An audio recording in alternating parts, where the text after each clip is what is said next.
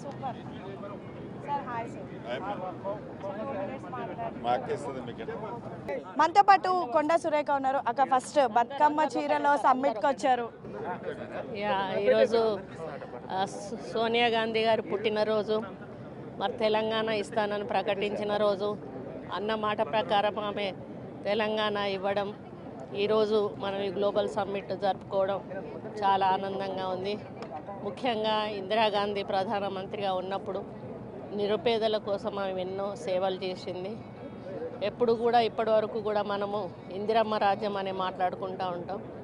అదే ఇందిరమ్మ రాజ్యాన్ని ఈరోజు రేవంత్ రెడ్డి గారు ప్రజాపాలన పేరిట నడిపిస్తూ ఉన్నారు. నిరుపేదల అభివృద్ధి ధ్యేయంగా ముందుకు పోతూ ఉన్నారు. దాంట్లో భాగంగానే ఈ బతుకమ్మ చీరలను కూడా వారు ఇందిరమ్మ పేరిట ఇవ్వడం జరిగింది.